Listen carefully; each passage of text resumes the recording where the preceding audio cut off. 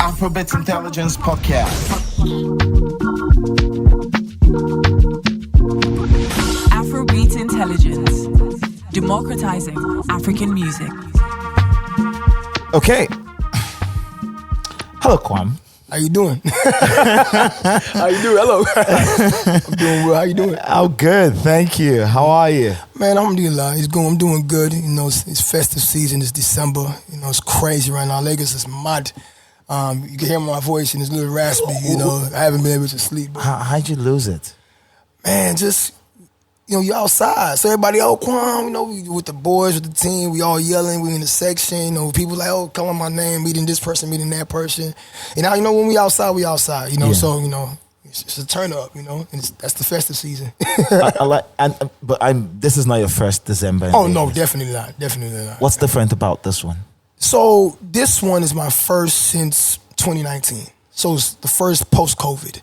2019 I came, and then, you know, COVID happened. So 2020 I didn't come. 2021 I came, but I came on fam. Yeah. 2022 I came in October. Yeah. For a wedding. So this is my first one basically in 4 years, you know. So it's different. You know, the journey is, you know, we're on a different level now. The connections are starting to resonate. So it's just like now things are starting to come full circle. You know, I've been coming for Days of December for a while, since 2015. You know, for the diaspora, being part of that, you know, trying to be the forefront of, you know, the diaspora, telling everybody, hey, let's go back to Nigeria, let's go back to Nigeria. So now it's like, hey, it's coming full circle. You know, alhamdulillah, it's coming full circle. And for you, on a personal level, what has changed between the last time you were here, you didn't lose your voice? No, I didn't. Yeah. I did it. But this time it's gone. And so, you know, you're greeting everybody, you are... Life of the party. You're more visible now. Mm-hmm. What changed for you personally? So 2019, and that's part of the journey. And, you know, like I said, it's coming full circle. I came on a musical tip. You know, I'm part of a group called Galactic. Me and my partner, he's actually coming too.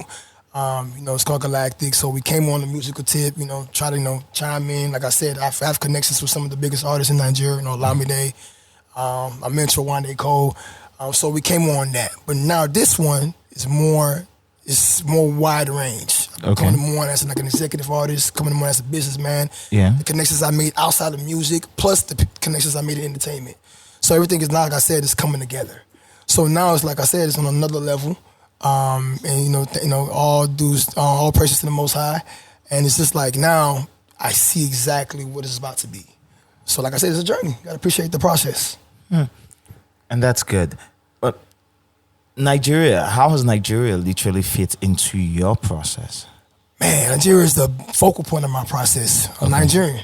Yoruba. What part? So my mom is from Lagos. My dad is from Abeokuta. I was born in the U.S. I'm a U.S. boy. Yeah. You know, I was born in New York. I went to school in Houston. I went to school in the U.S., so I'm really an American boy. But one thing I always appreciate about my parents is that in the home, we spoke nothing but Yoruba. The culture, being Muslim, you know, know how the Islamic impact is on the Yoruba culture. Sure. So I studied Arabic growing up, studying the Quran. So that African, you know, environment, ecosystem was part of my life in the West. Yeah. You know, so like I said, and Nigeria is the focal point also because of the kind of music we're making. It's Afrobeats, it's Afrofusion, but it's world. So, you know, the Yoruba, you know, the slang, the lamba, trying to, you know, fuse it with, you know, the American culture, you know. So that's part of it. But Nigeria is the focal point. I like how you say the word lamber. Lamba. The lamba. The lamba. It's the lamber. The sauce, man. It's the sauce. The sauce, the Yoruba sauce now. And so, I know you've had, you know, you've been triple cultured. Yeah. You know, you were born in the U.S., and so you identify as such. But you're also Yoruba because your ethnicity and your origins are from here. And then you've also got like the Muslim part, and how they all interact with each other. When did it dawn on you in your growth that you needed to connect back home, not as part of your family, but as a person seeking self-actualization? I feel like that came to me 2016. What happened then? So 2016, I'm actually gonna go back. Okay. And this is when the musical aspect will come into play. Okay. Me and my partner, Leaf B, Galactic, back in school, we saw this revolution of Afrobeats coming. Yeah. So we were envisioning then, and you can go check the records. I don't like to say too much. Yeah. We were envisioning then that, hey, this is going to be a point to where being African, being Nigerian is going to be a major part in the U.S. society. It's the music, the culture, the swag and everything. So that's what we were doing. It got to 2016. We had a Alami Day, met Alami Day through my brother-in-law. I call my brother-in-law like he's like the Don. He's like the Don, so like the ambassador. He connects all the dots for us, whatever. So we got on a record with Alami Day, dropped that 2017. Yeah. We had another record called Jiggy. Yeah. So we were coming back shooting videos and everything like that. So I noticed, I was like, man, just going around, I was like, man, look, Nigeria is a beautiful, beautiful culture. And, going back, usually everybody home is like, don't go back home. They always have their, there's a skepticism about going home. But once I landed and I was like, this is where I'm really from, I started to really appreciate what being Nigerian and being a Yoruba is all about. And that's what woke me up internally. I was like, okay, nah, this is part of me. And also, like I said, the Islamic part of me. So, going back into the mainland, knowing everybody and meeting everybody, I was like, okay, this is something that I love. This is what is part of me. And that's why I took it and just like, I'm going to run with it. And what was it about the Nigerian way, the Nigerian vibe, the Nigerian culture that made you forecast that this was going to be big in the US? So our story back home, and I've told everybody this, you guys have your own story back here in Nigeria. Yeah. In the trenches. Yeah. The kids from Ikorodu or Surulere or whatever, Ikeja, whatever. Okay, all you have that. the UK. Funny enough, your boys just left. They have their own story too. NSG, Yeah. the Skeptas, they have their own story in the UK. The US, we have our own story too. We Yeah. went through our trials and tribulations of being African, being called African booty scratcher. Being like, oh, you're African, you from Nigeria? You can't mess with you, man. And I was like, huh? I always appreciated being African, no matter what it was. I used to take all the heat. Yeah. I used to be like, this is who I am, confident in myself. And then once we saw, the ASA's, African Student Association, I was a vice president of the organization in my college, and we saw how the rhythm, the culture, the music started to sway, the non-Africans, the non-Nigerians. Yeah. And I saw like, this is something that's gonna, me and my bro, this is something that's actually gonna grab, gallivant into the American culture. And that's exactly what is happening, So, I saw that 2013. And shout out to Burna Boy, because he was one of the ones that I used to be like, okay, he has that cross appeal. Yeah. He has it. And I was 2012. We talking about Yawa Day. Yeah. Yawa Day days. So we saw it coming. And then 2016, 2017, we had our run as a group.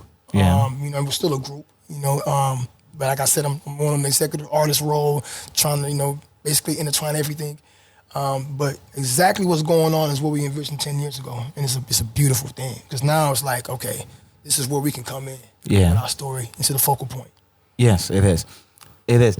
And more than ever, when you started working in the space, you started making things happen. What was your goal?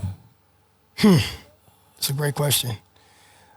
My goal was, and it's still the goal, is to be the forefront of the diaspora from the American side. Okay. Because I feel like that side has its own story that needs to be told. True. It needs to be told. We don't have superstars coming from U.S. born, as in we're U.S. based. Yeah, I've always wondered why. And because it's back home, because they always feel like that narrative. We used to go through that.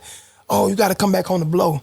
And they don't understand, and I'm more about the art. I'm very, very, when it comes to looking at the art, breaking down the art, the music, the sound. So they think we come back home, we got the money. I want boys from Nigeria, from America. You got Yankee boys. You coming over here trying to, infiltrate our market with our dollars. We ain't gonna let you guys have it. And that's actually what was actually happening. But now that, the music is going into America, we're the ones over there making it pop. Because we're jamming it. Everybody's seeing what we're jamming. Oh, you guys jamming Afrobeats? I want to be a part of you guys. The girls, the sauce, and how everybody wants to start having that. I want to be a part of Afrobeats culture. So we're the ones that actually was putting into people's ears. And now it was easy for the stars of today to break into the American market. And then we still have a long way to go, but it's beautiful what's happening. And this market, in the early days of this space, when we had, we've always wanted to break through, all of us. So yeah, we've always, because the nature of the Nigerian spirit. We're always about expansion. That's the expansion, enterprise. It's business. Yeah, it's business. It's all about business. Enterprise, expansion. Where can we take this thing that we have to? And over time, when we had like little pockets of sunshine outside this country, so we can think of Two-Faced Dibia and African Quam. My African, yeah. Yes. 2006. Yeah, exactly. See, you have a better brain. I'm really big on history. So. Yeah, exactly. And then at some point we had the band. Oh yeah, Oliver Twist. Mm-hmm. And that happened for us. And everyone's like, this could happen. But for me, the moment where I believed, so we can always say this, but the moment where I believed that this was going to be a reality was in 2015, 2016, when Sony did their deals with Wizkid and Davido, and Atlantic came in for Burna Boy. So that was when, for me, it moved from being wishful thinking, when it moved from being a prayer to being reality. Yeah, to being reality. Because now the deals are in place and the framework has been set up to take us over there. When did it become real for you? So like I said, that vision was always coming. So let's say when Wizkid dropped, with Skepta and Drake, or Joel Levi, when he did that, and then seeing the reaction from America. How was that reaction then? Man, I'm in the gym, right? And I'm running, I'm doing my thing, and I'm seeing a Hispanic right here. And I'm looking, and she's jamming Wizkid, she's jamming David. I'm like, hold on. You're not jamming Bad Bunny, you're jamming, you jamming Afrobeats, Daddy Yankee. It's you jamming Daddy Yankee, you jamming, Wiz, and I'm like, okay, what do you like about Afro? I remember that conversation. I asked her, what do you like about Afro? She's like, man, I just love the rhythm. It's something different. It's not, hip hop culture, American culture, we're big on rap, big on trap. Now, I'm from the hood too, from Houston, from Ailey, shout out to Ailey, Texas, taking it global. But that's where I'm from, that's where I was raised, So being a part of that and being used to the lifestyle of, the hard trap, the hip hop, that's really what's in the front for a lot of the kids out there, right? Yeah. But now things are changing. Afrobeats is taking away. I'm a big pop person. Like, I love pop music, what I'm saying? Like the NSYNCs, the Backstreet Boys. That's what I grew up on. So my music taste is basically it's all over the place, Yeah. So, but now I'm seeing that everybody, not only, Africans, we're talking about Black Americans, we're talking about whites, we're talking about Hispanics, we're talking about Chinese, Asians, they're loving Afrobeats. Especially also in the Middle East too. Oh, they love it. They love Afrobeats. I recently saw Wizkid's performance there in Saudi Arabia. Yeah, that's another market too that it's opening up. That I'm like, because like for me, I'm an ambassador between the West, Africa, and the Middle East. Yeah. I have partners, and because I also have a project management group that actually was the foundation of this run that's currently happened, to where it expanded me and putting me in different rooms, right? That, when we're talking about, different fields of work that's outside of entertainment, we always fell back on entertainment. Because, everybody likes to have fun. Everybody feel jaye, everybody wants to go out. So after we talk about business, what's going on? What's hip? I want to, it's a stress reliever for everybody, So now the Middle East too, Saudi Arabia, MBS, they're opening up the market, and that's never happened. So Africa and the Middle East are right now 2 time frames that's peculiar. It's a new time. So it's just like, everything is advancing. People are starting to really open up. Yeah. So it's lovely. It's a lovely revolution that's going on. One thing that always was a problem, especially at the start of this all, was how much it felt a lot like down here, if we needed to break through to the US, we had to alter who we were for a long time. In the music too. That we had to alter who we were. We had to alter our essence. We had to speak a modified language. And, even our body posture had to be different. But over time, I've seen both markets merge in terms of what they want. As someone who has, worked in both markets, why did that happen? I think people started to become smarter in understanding what's the balance that needs to happen. In the beginning stages, right, like you said, the records was like Africans were trying to get on American records and sound like Americans. Yeah. And the thing is, and then we had a little, time frame too where Americans were trying to sound like Africans. But it's just you have to put the right people in position to showcase that talent for the narrative to be true, be reality. Yeah. Like a record like, Ashake and Her. Yeah. It's a perfect that's blend. A beautiful song. It's a perfect blend. Yeah. Perfect blend of Afro and, world music or, something outside of Afrobeats. I love the Justin Bieber and Wizkid record too, the Essence remix. Some people might think otherwise. Me knowing music, knowing how he got on it, the melody, it fitted. And Gunna, that's another person that we have to look out for when it comes to the perfect blend of Afrobeats and, hip hop. Yeah. So that's another person too. That Happiness record is a big that's record. Beautiful. So now people are starting to understand what it needs to take to sound, to blend fusion, Afro fusion. Yeah. So, like I said, everything's evolving and we're not at that peak yet. Not at the peak yet. You're gonna see something, and that's where we're trying to come in. But, with the unique approach, we're merging, the West, merging, Africa, merging the Middle East, because they have their own sound too. Sure. Speaking Arabic, me understanding the Quran and how, the recitation works and the tajweed and everything, and trying to just implement that into the sound. It's going to be something that is a unique approach, and I'll let the consumers do the do the talking. I get you, but what's the central point, especially with cross pollination? This market comes with all their context and all their history and all that, and the culture there, and then there's a different market here with all of our history, all of our context, all of the creativity that comes. From our history and our context. What's the meeting point between markets? You've worked in different markets. What's that meeting point?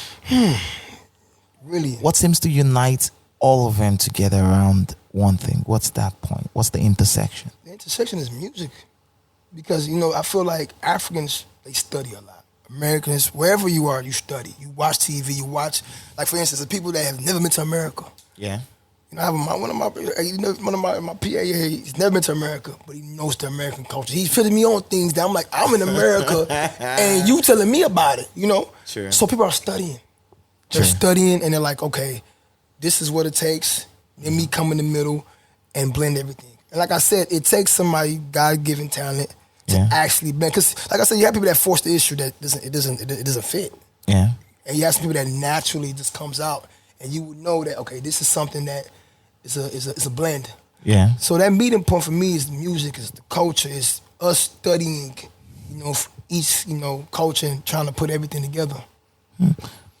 And I'm trying to do this. So a kid from Afrobeats to the world, it's done a lot of good for us. Definitely. Yeah, it has access more than ever. Yeah. Access to the market, not just in the US, the global South also. Yes. This year we did, Rama did India, Rama did Jerusalem. We have Israel, yeah. right before everything is going on. Right. Interestingly, and this is it's so sad that region is embroiled in what it is. It's been such God a be long, with them. it's been such a long drawn conflict. But 2 days before what happened on October 7th, Buju and Ruga performed at that show, the concert. 2 days before, they were there on stage at that same concert. God is powerful. Yes, that would have been. He is. Yeah, that would have been crazy for us. Yeah, that would have been God forbid. Yeah. Yeah, that would have been crazy for us to get caught up in that historical conflict. But why? But for the most part, earlier when we started, everyone was saying, I remember having all of these conversations, working at Universal. Of course. Also. And everybody the focus for us was Billboard Hot 100. We all wanted the Billboard Hot 100. Of course, it's a charts. Yeah, we all wanted that. Number one record. Yes. And now we are in America. We've done the Billboard a number of times. We did even Calm Down did his thing this year. And we're now looking at other places like the global south. Why is America not enough? In terms of what? Like American not enough in like terms of in terms of planting your flag. So take for example, once upon a time, the dream of all of us was usually America. That's true, yeah. Yeah, America. I want to get into the market. Now we've gotten in there. And it's not enough. It's not enough. Because the thing is, you see, America, yes, it's the mecca of entertainment. Yeah. It's the model, it's the perfect model of a music business. Yep. Right? Yep. But at the same time, with the help of technology, social media, the way you can access information, studying the greats of the past. Yeah. The ones that usually are great in America, they're great all over the world. True. Michael Jackson, you're all over America's distribution is crazy. Exactly, because it's really... The soft power is amazing. Like I always tell people, I said, look, the music industry or the music ecosystem that's within other countries, right, it's just really a music industry. Yeah. America's the music business. Yeah. It's the perfect model of a music business. And you have the publishing, you have the syncing, there's so many different, components that comes with that, right? But like you said, like think about it now. Look at the Drakes. Look at the Nicki Minaj. That's why everybody wants to break in America, because once you break in America, you break everywhere. You know what I'm saying? That's why everybody's like, if I break in America, look at Burna Boy now. He's broken into America. And now he's a global superstar. True. You know what I'm saying? So that's it's the end point, but it's not really the end point, it's a meeting point, but it's also when the real work starts, because now we have the visibility everywhere. So now, like I said, the Middle East is opening up too now, and they're being receptive to music. There's a new age for them, because before they were banned from that. You couldn't even watch that on TV. You couldn't even watch that nowhere. You can see any artists going to Saudi Arabia. Never would have thought this day would have come. But, it's a new day. So like I said, going to being an American, breaking in the American market, that actually starts the real work, because now the visibility goes everywhere. I'm talking about in the smallest places, in the smallest markets, the Indonesians, the places that people won't even think you're having concerts there, they will know you, because America's where everything pops out. But it's not the ending point, though. Yeah, and we did the NBA show. NBA, too. I'm a big basketball player. You know what I'm saying? Like, oh, you play? I play. I hoop. Yeah. Oh, for real? I do this. That's what I do. You know what I'm saying? I'm a big Kobe, you know what I'm saying? Big Kobe Bryant, person. That's who I basically grew up on. That's one of my role models that I studied from a young age. And I try to implement, apply what I learned in basketball to, everyday life. You know what I'm saying? Because it teaches you a lot. Sports teaches... What does it teach you? Basketball in everyday life? So it does... It teaches you life lessons about, trying to be the best, the willpower, determination, being focused. Tenacity. Sacrificing. You know what I'm saying? Like enduring. When you're going through the games, it's a 4 quarters, it's ups and downs, but you have to stay level-headed. You have to understand it's an end goal that I'm trying to accomplish. I'm trying to win. So when it comes with winning, you have that shake-up. And within a basketball game, there's a lot of things that happen within a basketball game that you can apply to life. Because it's like, and people don't get it. I don't let it go over your heads. True. But being a soccer player, being people that play football, anything, like playing in a game, it shows you so many things, because you're gonna have times where you have to come back. You're down 20, and I'm like, okay, how do me and my team, let's huddle up, let's get in the timeout. What do we do? And then you make that run, and eventually you win the game. It shows you, what I'm saying, the heart of a person that's enduring, that's going through trial and tribulations, but we actually got to the end point. We succeeded. So me, that's what I do. I hoop every day. I watch basketball every day. Like if you look at my IG, there's a lot of basketball highlights, and that just keeps me going. It's part of my stimulation of energy. So one thing I always tell myself, I always believe humans are we weren't meant to be static. Never. We weren't meant to be static. Even the way we've grown, even historically. Historically, right? Look at all the things we've been gifted it. I believe physical exertion, like the act of being, is as important as education. It's an exercise, a mental exercise, a physical exercise. It's an exercise. Like you reading, studying, learning about different things, you're stimulating your brain, you're exercising your brain. Yeah. Same thing with working out. You're trying to look good, trying to lose weight, trying to build muscle. it's an everyday process. It's an everyday thing. You don't stop. It's a regiment. That's my daily mantra. I always wake up, I'm like, hey, look, I'm trying to be the best. How do I try to be the best? It doesn't happen overnight. So every day I'm at it. Waking up 4 a.m. in the morning. I'm tired. Some days I'm tired. I'm exhausted. I'm like, hey, we gotta keep it going, you know? So, and you even said something earlier. It's like, how do you balance music, entertainment, and your personal life? Yeah. And that's one of the things that I've, implemented as my foundation, in my mindset that, hey, look, if I want to be the best, I have to be able to balance things. There's no excuses. True. People they're not gonna, unless you win. People don't care unless you win. Honestly. They don't care. They don't care what you went through. They don't care. They're like, hey, look, when you win, that's when, what did you do to win? Yeah. But during that process, if you haven't won yet, nobody cares about you. So that's what I'm always thinking. I'm like, look, if I don't wake up today, nobody's gonna give a damn. But I'm trying to be the best. So I need to get up and do what I need to do and take care of business. That's amazing. Because even in the local industry, so I've been here for 10 years. I was talking to my boys, NSG. And shout out to you too. He's a legend. Joe, you're a legend in the making, man, for real. Thank you. And I was talking to them earlier, and one of the things a lot of artists don't understand is, especially when they're trying to get into rooms, not even artists, even professionals. Yeah. When they're trying to move, trying to get into rooms, trying to connect. And they'll come to me and they'll be like, oh, because I like to be accessible. It's humbling. It's very humbling, though. I have to be because, I've been around here so a lot. So I like to help a lot of people from front and back end who are trying to get a leg in. And over time, I've seen how that has come around to bless me heavily. Yeah, because the job I got at Universal, I got it from someone that when she came into this market, nobody listened to her. And then she just came to my office one day crying, like, Joey, I can't make a headway at all. And I'm like, don't worry, hold on. And I held her hand, I took her everywhere. Every room. And then when I was leaving my job, by then she was already established, the head of A&R at Universal. So when I said I was leaving, she's like, come work under me. See? People don't understand the art of giving. Yes. Allah, they don't understand the art of giving. So back to winning. But one thing that separates, I've seen people come into the space and leave. And one thing that separates the people who have it going for them and the people who are looking to get things going for them is that the others have won at something. It's true. They have something they've won at, and that has opened the doors for them. Door. And so and it just teaches me on the back end that nobody cares until you win. Nobody. Oh my God. On the front end also, and that's for the exec path. On the front end also, there's also for musicians.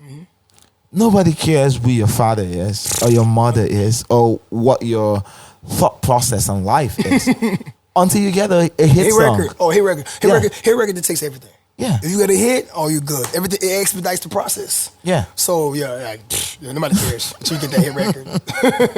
You have a good body of work. If there's no hits, get out of here. At all. Why? Why do we have that? Man, I ain't gonna lie. A hit record does a lot for you. I mean, sure. I ain't gonna. And the thing is, a hit record is something that you have your different levels. You have the one that could be for the time frame. Yeah. You have the ones that it's gonna be for a while, and you have the timeless records. Yeah. Right. But look what it does. It changes your whole life.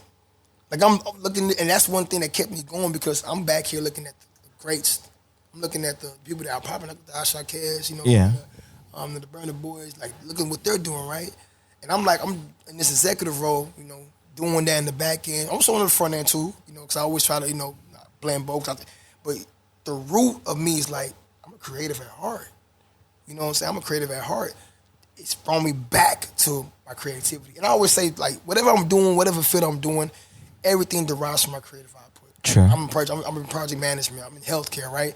So every day you always have to create something. Yeah. Even if it's not music, you have to use your mind, your mental capacity, exercise to be able to, okay, what can I come up with on the go to make this work, to make this project work? So when I was doing that for I'm like, hold up, I actually do this. This is a creative output. And now it brought me back to, okay, what's the hit record? And hit record changes everything. It changes everything.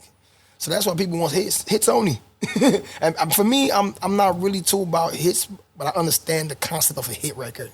And I understand why everybody wants a hit record. Yeah. I love body of works. I love records that people, like, I'm a person that it could be a hit record, but I like the songs that nobody really likes. True. I love that. Because I'm like, this is what people don't really want to jam to. I'm jamming it. Yeah. But I understand that's what gives you the visibility. That's what opens the door for everything. It's a hit record. That's what drives your career. Mm-hmm. Yeah, that's something. So one thing I always like to preach. I like to preach a lot. Teach. But you're a great speaker. You're a great orator. So that's something that, you know. Thank you. So I like to teach a lot. I like to preach, and I like to like educate. And all this is drawn from my experience. And even the ones I haven't experienced, the one I have learned from the people who have done this constantly. I'm always in communication. And everyone would, and when you look at everyone's story, it's broadly divided into before my first hit and after my first hit. There's such a stark difference between who they were and who it's almost like they were, especially in music, they were nothing before the first hit. And then after? After they become an entity. That word entity is what? Yeah, and so you're a brand. Yeah. And so even for things like interview, you want to interview an artist, people always have a problem with me. They're like, you never interview upcoming artists. And I told them, and my defense, they say you only interview celebrities. And my defense is usually, I don't only interview celebrities. I interview people with impact. Influential. Mm-hmm. Yeah, so if you have, people would only want to learn from you when you've given them something that would make them aspire to learn from you. People would want to listen to you if you give them a reason to. And that reason in this line of business is impact. No, definitely, because I feel like impact goes a long way because, yes, you could worry about yourself, right? Yeah. And I was even talking about the speaking engagement, a few speaking engagements. I was telling people, I said, look, we can get up and worry about ourselves, but once you have to, the real work starts is when everybody's relying on you. True. You know what I'm saying? So when they're relying on you and your impact is, like, basically, if you don't get up today, they can't put food on the table. True. Because of you. So that automatically changes the direction, it changes the mind frame of, okay, I got to do these things to benefit and impact everybody else's life. Because even when you stop, or when things are not going for you good, like you said, you just said something. You said that same person that needed your help came back around and helped you out when you needed it. Yes. Because of that impact you gave it when you initially started. Yep. So it's God's given. If you impact somebody's life, it's going to come back to you. That's the thing's impact. That's the magic of the impact that people don't understand. True. And Afrobeats to the world is happening, and you're a part of it. Mm-hmm. I've always had this. I don't want to use the word misunderstanding, but I've always had this reservation about Afrobeats to the world. There's a lot of money on the table. Yes. Silly money. Yeah, it don't make no sense. Ridiculous money. There's a lot of money on the table. There's a lot of boots on the ground. Mm-hmm. There's a lot of companies, music companies coming in, pitching their things and trying to make sense of this. But so far, in the last 7, 8 years, a lot of what has been happening has been very extractive. Yeah, it has. A company comes in here, they come in and then they clean the market. Multiple companies. They come in here and they say, we want to get market share. And then they clean the market of every viable product. And what do? After cleaning this market, and all they want to do is just take everything they've cleaned and take it outside. Culture vulture. And that's why it's very important that we have people that are within us that are like, your people that are from the Africans that get the culture. That's really a part of, I'm not going to mention names, people that are not non-Africans or non-Nigerians coming in and taking everything because they have the money. What about us? Let's put up the bread. Yeah. What about us Africans? We can put up that bread too and have our own. And that's because, like, for me now, and that's being in other fields of work working on the global business level. Yeah. Working with my partners in different fields. Like I said, it's opened my eyes to where, okay, look, what they're doing. If you're smart and you have your game plan and you project yourself, I could be a major player in the business too, to where I'm actually a part of, artists, executive. True. Both sides. Because a lot of times the executives that come in, they don't know how to make music. True. You know what I'm saying? So person that's actually, is from the trenches, or person that's actually within the art, and they take that and be like, I'm going to apply this on the business end. Because it's music and it's music business. True.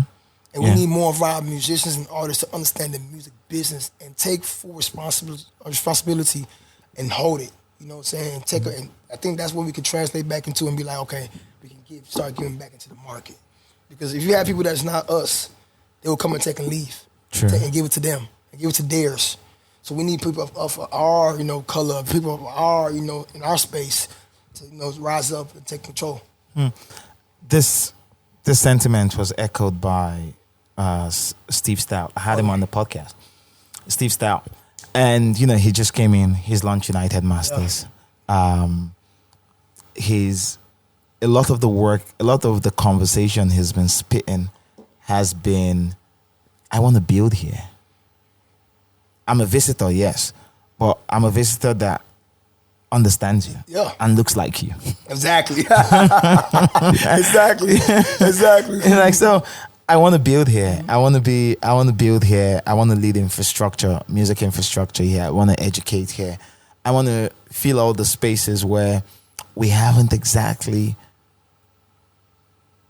propped up in the last 8 years of this. And a huge part of that is artist development.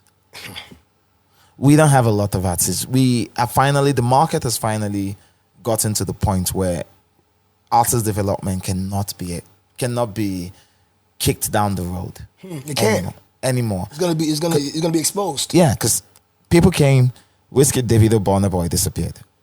Like they got the deals, they moved. Big three. Yeah, the big three. And then after that, everyone been just below them, a cadre below them, and then the next tier got it. And within the last 2 years, last year and this year included, what has happened is everyone with any bit of leverage. By leverage, I mean you have a buzzing song. Of course. Someone's throwing a lot of money at you. There's a bidding war on your head. And so that layer, that emerging layer has been completely wiped out. Like, of course, signed up to all these deals and all. And now we have capital sitting here with no new artists to deploy it to. And Nigeria does not produce more than 2 artists on the average a year. And I think because of what social media and technology. And we're not developing on the back end. That's the trend. We don't have a lot of people working. People want to blow quick. They want to blow quick. So I want to blow quick. See, the thing about Wizkid, David, and Burna, they had their time. They had their process. True. People don't have to understand there's beauty in the process because you have to appreciate those wins within the process for you to get to that. So it's never an end goal. Yeah. You're still living. So you get to that goal you're trying to achieve. So a lot of people are cutting out it takes a lot to develop an artist. You know what I'm saying? An artiste, because you got to understand from the packaging of the media. True. Coming out, the image. Image is very important. True. I'm a big fashion person. It's a user ID. Yeah, exactly. You guys, I don't have to say anything, but you see how I look. Yeah. It will control the room. Another, the media, the media runs and everything like that. You understanding, okay, as an artist, knowing the business too, having your team educate you, or knowing, okay, this is what you need to do. Because you need a team. You can't do it by yourself. True. You can't do it by yourself. And that's the one thing I always tell people, like, I'm a kind of person, like, I like to do things by myself, but now I'm starting to realize that, hey, you need to start delegating. You need to start, do this, you do this, so everybody can come back, for the full picture. But that artist development is something that we definitely need to look at because it's people that don't have hit songs, but they're developed as artists. They went through that process. I said, it's one. He already was doing it before he blew up. Yeah. He already was like a decade of doing everything. Backup singer. He was dancing. He was in the, you know what I'm saying? He already had that package. So by the time, once the green light was on, it was go time. So you got to go through that, to, the talent shows, you having interviews and people giving you media training and all that for you to be ready for the big stage. Because once the big stage comes, People can see through you. If you're not ready, and people, the it factor is very important. There's some people that just made it. They just have that it factor. You already know a stone when you see one. Yeah, those ones are rare. But yeah, artist development is something that we need to definitely look at, and it's also going on in the States as well. Yeah, it's not only it's everywhere. Yeah, it's everywhere. You guys had problems developing us. So the thing, because look, if you look at hip hop, if you look at the urban culture, same thing we're talking about here with Africa. People coming and taking, from the culture and going. It's going on in the hoods, in the streets of America. You got your rappers that got the numbers, but they like when they see a check of $2 million, they're like, oh my God, it's gonna change my life, and they automatically jump on it, And then you got people that the executives when they come, they like, okay, he doesn't understand about what the business is. They take advantage of that, right? And then when it's time, you see a lot of these artists, they always complaining about, oh man, they took my money, the contract. Yeah. I'm not getting after like 10 years. But I always say people like, initially, if you knew what you were signing, you won't get to that point. Because it's business, I'm loaning you. It's a loan. It's a loan. So it's like, you have to be educated. Education goes a long way for you to avoid these certain, hiccups within the journey. And artist development is number one because, man, you gotta understand what you're about to get into. Even me, I'm developing. I'm still learning, as I'm going. Even though I've been through a lot, I've learned a lot. You learn every day. Yeah. You know what I'm saying? So. And what attracts you the most about this market when you think of the opportunities in Nigerian entertainment? What keeps you up at night? Man, what's actually happening now, that people are, gravitating and accepting the culture. Like, for instance, now, you have Yoruba superstars speaking Yoruba 90% of the song, and you have Americans speaking it back, singing it back. True. That's joy. Yes. So I'm like, you know what you're saying? Like, you understand? You know what you're saying? That's something that mom and dad tell me. Like, not from, So us over there seeing that, and we're like, man, like, they're actually, like, we have people that want to go back to Nigeria. I met somebody yesterday.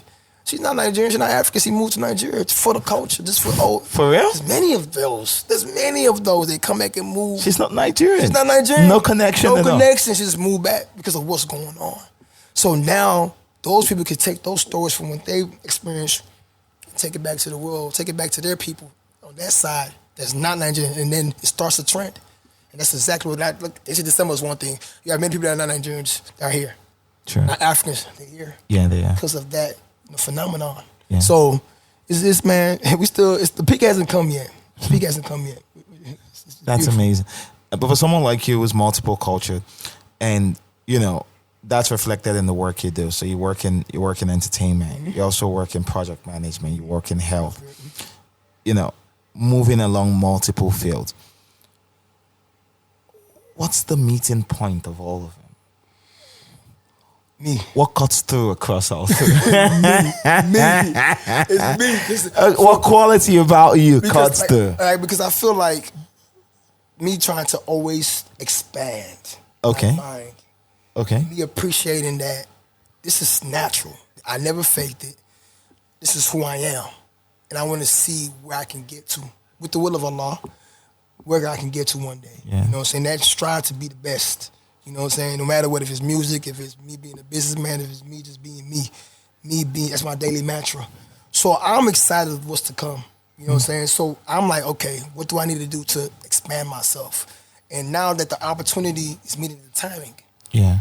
With Afrobeats going into America, with the Middle East opening up their market and trying to see, okay, you guys come here too. They giving out, you think about Africa giving out money. The Arabs are giving out ridiculous, it doesn't even make sense kind of money. And it's not only about the money, it's about the impact, like you said. Yeah. By laying the legacy. So a lot of people be like, hey, you were the first to do this. You were the first to do that. That's just me. I always like, Kobe is like that's who I study so much. So that drive in me is like, hey, I wake up every day like, I want to be the best, and this is what I need to do to showcase to that. So everybody can understand that, hey, I'm trying to become for greatness, strive for greatness. And in all of this, in this pursuit, what are the things you keep for yourself? Because a lot of the work you've spoken about is service. Mm-hmm. You're trying to do things, while you also benefit from them, but the impact is for other people. Yeah, so you're trying to serve humanity. on a level. Exactly. What do you keep for yourself? Man, that's a good question. So I'm a very spiritual person. Right? Okay. You can tell you too. Like I'm an extrovert introvert. That makes sense. It makes sense. It does. It does. I'm out there. People might say I'm live and whatever, but I'm very like closed in. Yeah, grounded and inside. Grounded. I'm connected to my Lord and everything like that. So I know when I go back home and I lock my door and I'm sitting, you know what I'm saying, I'm thinking, meditating, praying of this is my time. Talk to my maker and then step out again. So for me, it's just like, I'm still trying to develop that as in figure out what is in for me. Yeah. But I know at this moment, I need to exert myself. Okay. To where it gets to a point to where I lay the seeds. And that's what's going on. The seeds are starting to sprout. Yeah. Me speaking here with you, I know when I first came in 2015, 2016 to December, us linking up with the Bad Old, shout out to YBNL. I think they're the best label. Yeah. In Nigeria. Shout out to YBNL. Shout out to Bad Old, just bro. Me, connecting with Wanda as my mentor as well, like knowing them and be like, okay, I have to exert myself. Because there was a time too when I had a pause. I was like, and it's always like that with music and entertainment. They're like, oh, is this for me? What do I need to do? Going against the narrative, coming back home and everybody like, no, you're a Yankee boy, you don't fit in. But I'm like, I do fit in. Because I'm here for the art. I know how I'm confident in myself, the music and everything like that. Eventually, it's gonna sprout, it's gonna reap. I'm gonna start reaping my seeds of my labor. But for me, like I said, it's a daily grind of, one day, like I said, that question I can answer probably in the next 3 years. For right now, I'm in the space where I'm like, hey, let everything out. And when I go back to my long time, God will guide me. What part of the States are you in? I'm in Houston. I'm in the Southwest. I'm in A-Leaf, I'm in Houston, Texas. That's where I'm at. So I'm based at. So people say we have a Nigerian colony. No, I ain't gonna tell you. Let me tell you something. The diaspora, that's one thing, like I said, is very important that we have to. Like I was talking to Shapsi Dude, that's my boy, that's my boy. Shapsi Dude. That's a beautiful person. He's you guys are one of the big voices of the culture, right? And I was telling him, he knows it too. It's like, hey, look, we have to be able to. The U.S. has to say their story. They have to tell their story. Yeah. We have Houston's the most populated, place when it comes to Africa and the Afro influence. You have Houston, you have Atlanta, you have D.C., you have New York. It's a lot of Africans here. We're the reason why Afrobeats is popping in the States because it's us that's jamming it. Yeah, you guys are bringing it in, but it's us, playing in the music, having our clubs, Afro clubs. Like I have people always say, I'm trying to go to, shout out to O2 in Houston. They're the biggest Afro, spot in the diaspora. So whenever you come to Houston, you go to O2. Definitely. I need my marketing fee. I need my marketing fee. But shout out to my boys out there though. But like I said, we have a huge population. We have our own population, like the Afro diaspora in the US. It's huge. So that's why I'm trying to, me and my partner on the music end and me, trying to just be the forefront to showcase that story so people can start to really accept U.S. has, because nobody has really accepted. You want to break in U.S., but you guys are not really accepted as yet, honestly speaking. True. You accepted U.K., but you haven't really accepted U.S. because of the music hasn't been out yet. So don't worry, it's going to come. It's coming. So, that's part of the things that keeps me going, like to showcase that to the world. And also Nigerians, because they still come back home. Like, you come back home, but I feel like the story that we're trying to tell, we have to balance both. At what point have you ever in this market, because you mentioned something, have you ever in this market now felt like in this country, I like using markets because I'm such a music thinker, so market, territory, but it's a country. It's a country. Yes, it's a country, and these are people, not consumers. Oh my God! But you always in that business mindset. Yeah, that's what the music business does to you. It does. You go to Ghana, instead of saying, beautiful country, you can say such a beautiful market. Bro, in that business mindset, I'm telling you, the market, the logistics, the demographic, So I understand that terminology is overused, Let's come back to earth a little bit. Yes. Let's come back to earth a little bit. Oh God. So you feel, obviously, right now you feel accepted here. Definitely. When did you start feeling that way? Last year.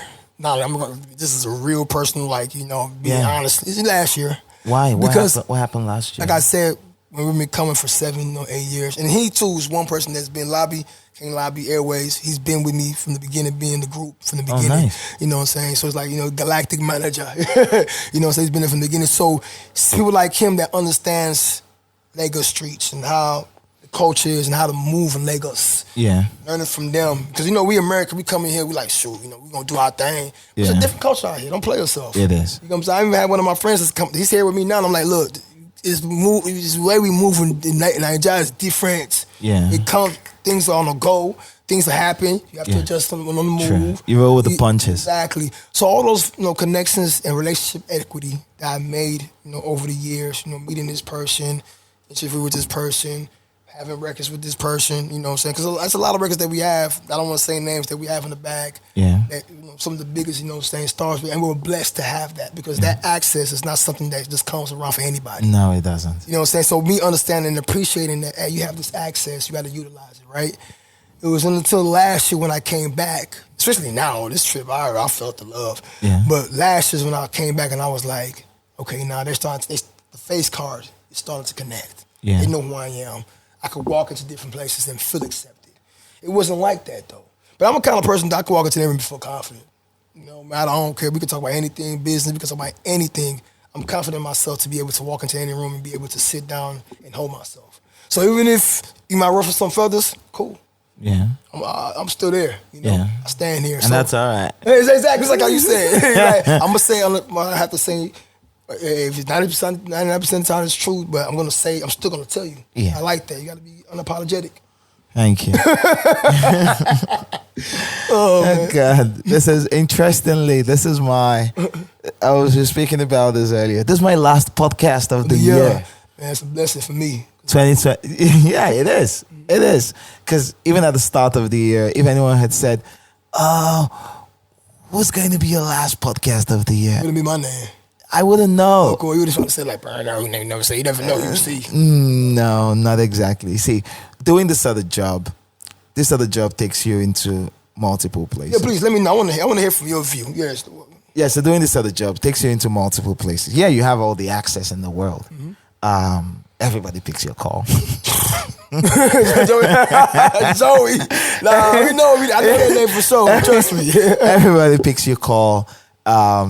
You have the freedom to shape narratives. You have the freedom to shape opinions. You have the ability and the privilege to also drive, to create history, and also drive a global understanding of what's happening to your people. But at the same time, you also have the responsibility, the responsibility of truth, the responsibility to your audience to make sure you do not, to use an interesting word, you do not fuck them up. Because there are people whose entire, and this is something I've journalism. Noticed. Yeah. This year, 2023 taught me something. I met a lady and she's like, come, I've got, like, there are people in my flat that really love you. I met her at an event. I'm like, ew. Yeah. I don't know. Yeah, and she's like, come, because I'm usually at home. I'll be skeptical about that. But and I'm like, okay, cool, did my thing. I showed up there and it felt like a welcome party. Whoa. Yeah, and people come to me and they're like, and they tell me all the time that everything I know about music, I learned from you. I'm like, I've never met you. And they're like, all the things you have done. Your breakdown on music is impeccable. Yeah, they're like, all the things, thank you. It's impeccable. Because you get it. Yeah, thank you. You get it from both ends, so yeah. And so like all the things I have learned, the way I approach the game, everything, it has been an offshoot of what you have done. But the one that got to me the most was a lady. She works at KeyCard. KeyCard is Omale's record label. Mm-hmm. She's an A&R there. And she was like, I got my job at KeyCard because of you. I'm like, okay, how'd you get the job? And she's like, I went through the interview rounds, a bunch of us. And how I got ahead of the process was they asked us, what media do you consume in Nigerian music. And so the first thing I mentioned was Afrobeats intelligence. And they're like, you're special. Okay. And she's like, yeah, that's what catalyzed into them giving me a job, because they're like, okay, you're knowledgeable.